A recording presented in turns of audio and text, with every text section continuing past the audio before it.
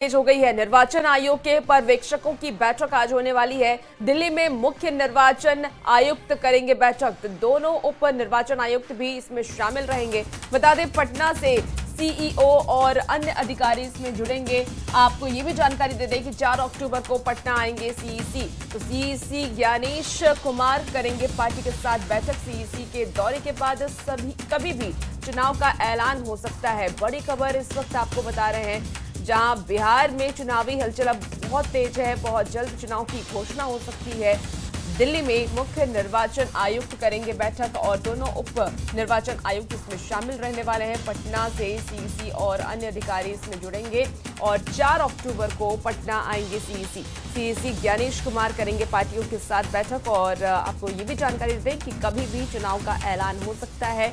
चुनाव कितने फेज में कराए जाएंगे, कब कराए जाएंगे, इस बात की जानकारी बहुत जल्द ही दी जा सकती है। आधिकारिक तौर पर इसकी घोषणा हो सकती है। 4 अक्टूबर को पटना आएंगे सीईसी और तमाम पहलू पर चर्चा करेंगे, बातचीत होगी। निर्वाचन आयोग के पर्यवेक्षकों की ये बैठक होने वाली है। दिल्ली में मुख्य निर्वाचन आयुक्त करेंगे बैठक। तो इस वक्त की आपको बड़ी खबर बता रहे हैं, 4 अक्टूबर को पटना आएंगे सीईसी और दोनों उप निर्वाचन आयुक्त इस बैठक में शामिल होंगे।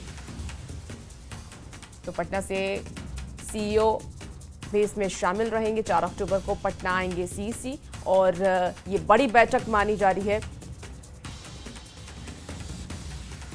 और ज्यादा जानकारी के साथ न्यूज़ 18 संवाददाता नीरज इस वक्त सीधे हमारे साथ दिल्ली से लाइव जुड़ गए हैं। नीरज, ये बड़ी बैठक होने वाली है और इस बैठक में पर्यवेक्षकों के साथ ये बैठक होगी जिसमें कि बिहार चुनाव पर चर्चा की जाएगी। क्या उम्मीद जताई जा रही है, क्या कुछ घोषणा हो सकता है, कब चुनाव कराए जा सकते हैं? देखिए, आज की बैठक में घोषणा तो नहीं होगी, लेकिन एक बात जरूर है कि बिहार विधानसभा चुनाव की तैयारियों को लेकर और खासकर जब चुनाव का ऐलान हो जाएगा उसके बाद पर्यवेक्षकों की भूमिका बहुत महत्वपूर्ण होती है। 3 तरह के पर्यवेक्षक के साथ आज चुनाव आयोग की बैठक है। एक सामान्य पर्यवेक्षक जो कि आईएएस ज्यादा होते, दूसरे पुलिस पर्यवेक्षक जो कि आईपीएस होते और तीसरे एक्सपेंडिचर ऑब्जर्वर यानी जो एक्सपेंडिचर से जुड़ा हुआ पर्यवेक्षक होते हैं। उनके साथ चुनाव आयोग की बैठक है। मुख्य चुनाव आयुक्त तो दोनों चुनाव आयुक्त इस बैठक में मौजूद होंगे और चुनाव आयोग के दूसरे अधिकारी होंगे। इस बैठक में तमाम पर्यवेक्षकों को ये पहला फोकस किया जाएगा कि आप जो है चुनाव बेहतर तरीके से कराएं, कोई भी गड़बड़ी ना हो, लेवल प्लेइंग फील्ड हो और हर तरह से चुनाव को पक्षपात जो है किसी तरह से बायस तरीके से न कराया जाए। चुनाव आयोग का इस बात पे जोर होगा। 4 और 5 को चुनाव आयोग बिहार का दौरा करेगा और उस दौरे के बाद जब दिल्ली लौटेगा तो चुनाव की घोषणा होगी। आज 9 बजे 9:30 बजे से बैठक है और इस बैठक में मुख्य चुनाव आयुक्त तो दोनों चुनाव आयुक्त का यही फोकस होगा कि बिहार में चुनाव बेहतर तरीके से कराया जाए, क्योंकि एसआईआर के बाद चुनाव हो रहा है। तो चुनाव आयोग इस बात पे भी जोर देगा कि किसी भी मतदाता को किसी तरह की दिक्कत ना हो, ये सुनिश्चित करे, सुरक्षा पूरी तरह से सुनिश्चित हो। इसके अलावा पैसे का भी दुरुपयोग ना हो चुनाव में, जो कि आमतौर पे देखा जाता है। ठीक है नीरज, आप नजर बना के रखिए और अपडेट आपसे लेंगे। बहुत शुक्रिया जानकारी के लिए। राजधानी दिल्ली स्थित देश के प्रतिष्ठित विश्वविद्यालय जवाहरलाल नेहरू विश्वविद्यालय में बवाल हो गया। जेएनयू में गुरुवार को विजयादशमी के मौके पर निकाली गई दुर्गा प्रतिमा विसर्जन यात्रा और रावण दहन के दौरान 2 छात्र गुटों के बीच झड़प हुई और देखते ही देखते बवाल मच गया। अखिल भारतीय विद्यार्थी परिषद यानी कि एबीवीपी के सदस्यों ने लेफ्ट छात्र संगठनों पर मारपीट करने का आरोप लगाया। तो ये तस्वीर आप तक पहुंचा रहे हैं, जहां पर देखिए कैसे ये हंगामा देखने को मिला है। एबीवीपी के छात्रों ने लेफ्ट छात्रों पर कई आरोप लगा दिए। रावण दहन का मौका था और इस दौरान ये बवाल हंगामे की तस्वीर है और हंगामे से जुड़ी ये 3 तस्वीरें दिखा रहे हैं, जहां पर देखिए जेएनयू में किस कदर बवाल खड़ा हो गया और रावण दहन के दौरान ये हंगामे की तस्वीरें सामने। कुछ आपको पोस्टर भी दिखाई दे रहे होंगे और उस पोस्टर में कुछ के चेहरे हैं और एबीवीपी लेफ्ट छात्र जो है वो आपस में भिड़ते हुए दिखाई दे रहे हैं, जो एक दूसरे के खिलाफ नारेबाजी कर रहे हैं और रावण दहन के दौरान ये तस्वीर घटना सामने आई है।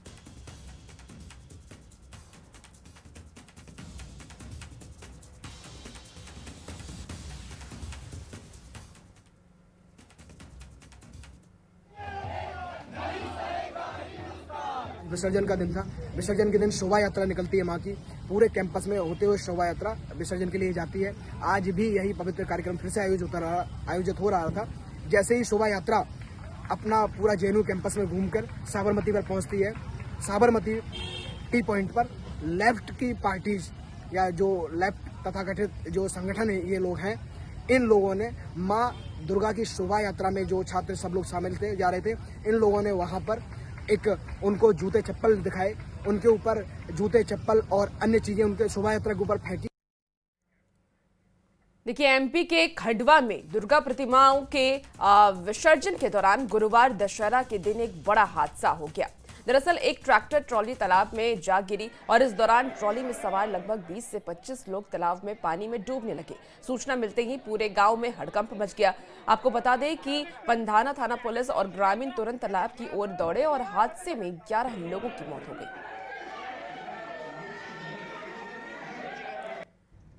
और ये देखिए 3 अलग अलग तस्वीर है, घटना के बाद की तस्वीर है। पूरे गांव में कोहराम मचा हुआ है। हादसे में 11 लोगों की मौत हो गई है। मृतकों में ज्यादातर बच्चे ही शामिल हैं। बताया ये भी जा रहा है कि घटना पंधाना थाना क्षेत्र के अर्दला गांव की है, जहां दशहरा के दिन तालाब में दुर्गा प्रतिमा की विसर्जन की जा रही थी और ऐसे में ट्रैक्टर ट्रॉली को ड्राइवर ने एक पुलिया पर खड़ा कर दिया था। वहीं से ट्रैक्टर और ट्रॉली पुलिया में पलट गई और ये हादसा हो गया, जिसके बाद हादसे पर मुख्यमंत्री डॉक्टर मोहन यादव ने भी दुख जताया है। उन्होंने भी जो शोकाकुल परिवार है उनके प्रति संवेदना व्यक्त की है। विसर्जन करने जा रहे थे माता जी का, तो सारंडा को वाइल्ड लाइफ सेंचुरी घोषित किए जाने से जुड़े फैसले का सारंडा क्षेत्र में विरोध तेज हो गया है। चाईबासा के रोआम में आयोजित आम सभा में ग्रामीणों ने पारंपरिक हथियारों के साथ रैली निकालकर जमकर नारेबाजी की। इसके साथ ही इस फैसले के विरोध में रेल और सड़क जाम आंदोलन की भी चेतावनी दी गई। वहीं खराब मौसम के कारण वित्त मंत्री राधाकृष्ण किशोर समेत 4 मंत्री सभा में नहीं पहुंच सके। आम सभा में परिवहन मंत्री दीपक बिरुआ, सांसद जोबा मांझी और विधायक जगत मांझी और सोनाराम सिंह को मौजूद रहे। इस दौरान मंत्री ने ग्रामीणों को उनकी भावनाएं सुप्रीम कोर्ट में रखने का आश्वासन दिया।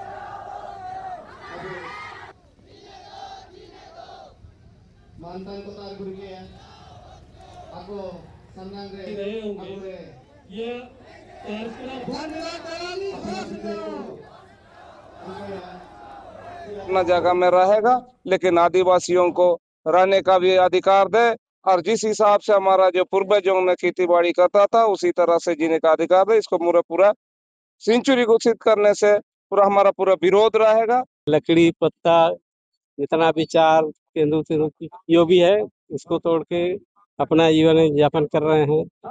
मैंने इनका खेती बहुत कम होने के कारण ये सब करना पड़ता है।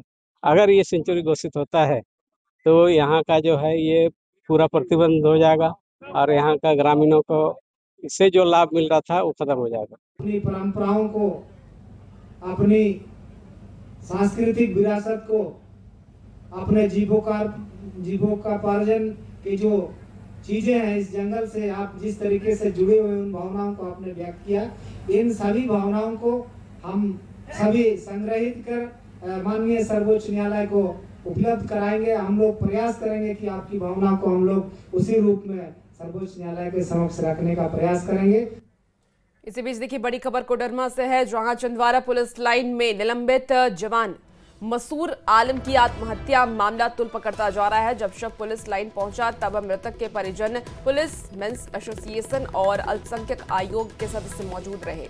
वहीं पुलिस सम्मान के साथ जवान के पार्थिव शरीर को श्रद्धांजलि दी गई। अल्पसंख्यक आयोग के सदस्य बरकत अली ने श्रद्धांजलि सभा के बाद एसपी से मुलाकात भी की। आपको बता दें कि दोषियों पर तत्कालीन कार्रवाई की मांग की जा रही है। बता दें कि आत्महत्या से पहले जारी वीडियो में मंसूर ने डोमचाच और जयनगर थाना प्रभारी पर प्रताड़ना का आरोप लगाया था। कोडरमा एसपी ने मामले की गंभीरता को देखते हुए जांच रिपोर्ट आने के बाद दोषियों पर कार्रवाई की बात कही है। मेरी मांग है एसपी साहब से कि जिन अधिकारियों पर यह इल्जाम लगा है उनको फौरन उन पर त्वरित कार्रवाई करते हुए उनको सस्पेंड किया जाए और विभागीय कार्रवाई सुनिश्चित की जाए। तो मेरा यह मानना है कि जिस दिन मूर्ति का विसर्जन होगा ये दोनों आरोपियों का भी विसर्जन उस दिन निश्चित है।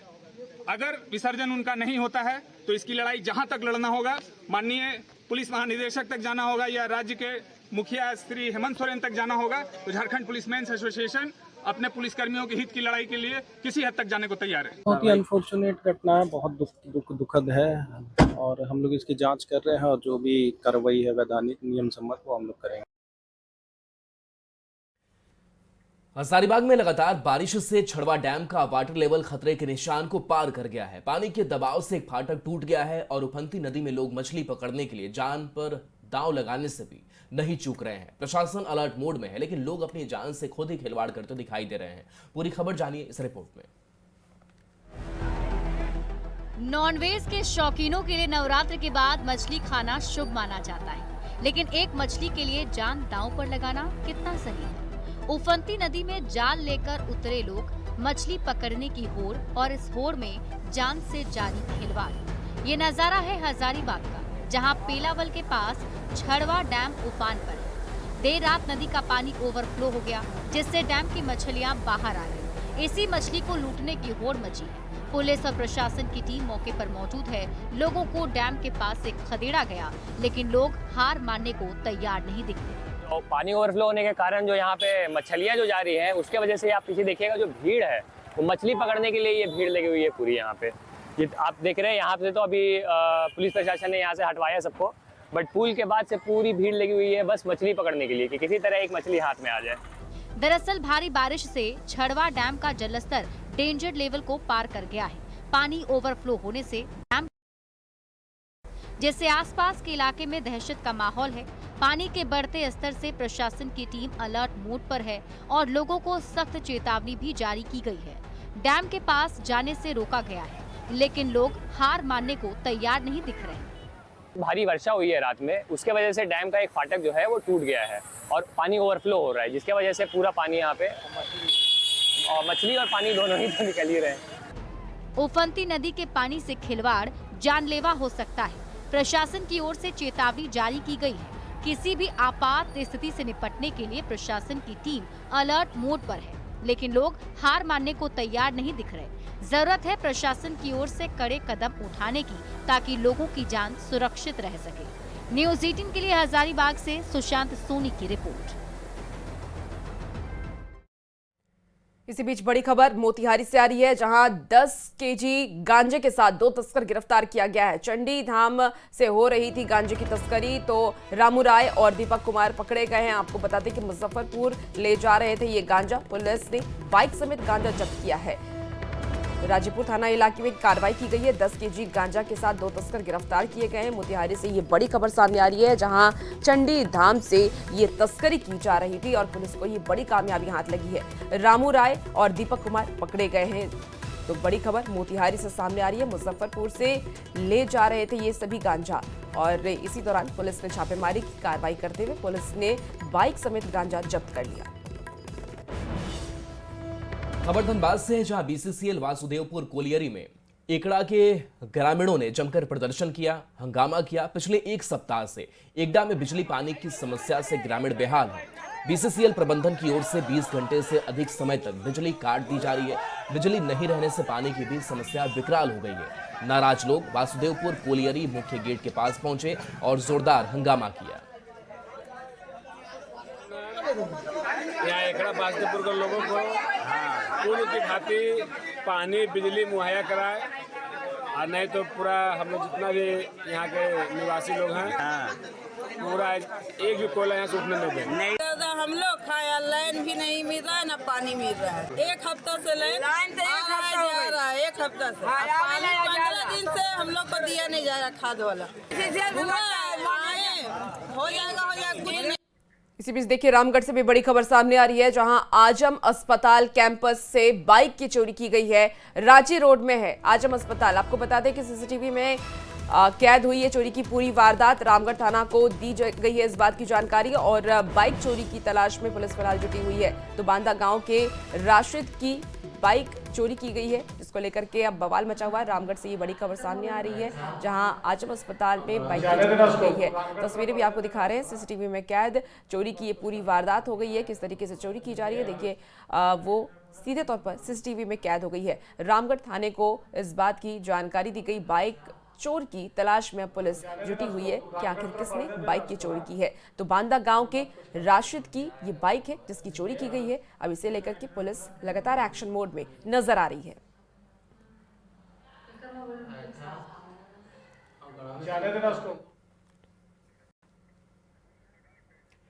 दिल्ली पुलिस ने यौन शोषण मामले में आरोपी बाबा चैतन्यानंद उर्फ पार्थ सारथी सरस्वती की 3 महिला सहयोगियों को गिरफ्तार किया है। गिरफ्तार श्वेता शर्मा, भावना कपिल और काजल पर छात्राओं को धमकाने, दबाव बनाने और सबूत नष्ट करने का आरोप है। पुलिस ने बताया कि गिरफ्तार महिलाओं में निजी संस्थान की associate dean Shweta Sharma, executive director Bhavna Kapil और सीनियर फैकल्टी काजल शामिल है। वहीं पूछताछ में तीनों महिलाओं ने माना कि उन्होंने चैतन्यानंद के कहने पर छात्राओं पर दबाव बनाया। पुलिस के मुताबिक तीनों महिलाएं पीड़िताओं को धमकाती थी और उन्हें बाबा के अश्लील मैसेजों को अपने फोन से हटाने के लिए मजबूर करती थी। पुलिस की जांच में यह भी सामने आया है कि उत्तराखंड के अल्मोड़ा में एक गेस्ट हाउस में चैतन्यानंद महिला छात्रों के साथ रुका था। वहां के स्थानीय लोगों ने भी इसकी पुष्टि की है। पुलिस को चैतन्यानंद के फोन से डिजिटल सबूत भी मिले हैं। इनमें वो एक व्हाट्सएप ग्रुप में छात्राओं की फोटो पर आपत्तिजनक कमेंट कर रहा है।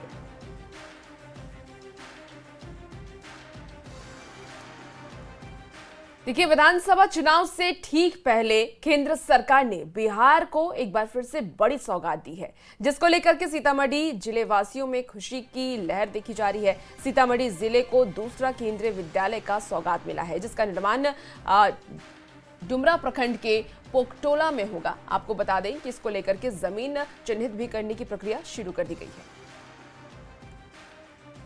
हमारे माननीय पूर्व सांसद ने ही डाला था और इनके प्रयास से उस समय ये शुरू हो गई थी, उसकी वो जो यात्रा शुरू हो गई थी। और मेरा सौभाग्य है कि आज मैं धन्यवाद देता हूं आदरणीय नीतीश कुमार जी को, जिन्होंने जमीन उपलब्ध कराया है इस केंद्रीय विद्यालय के लिए। मैं धन्यवाद देता हूं माननीय धर्मेंद्र प्रधान जी को।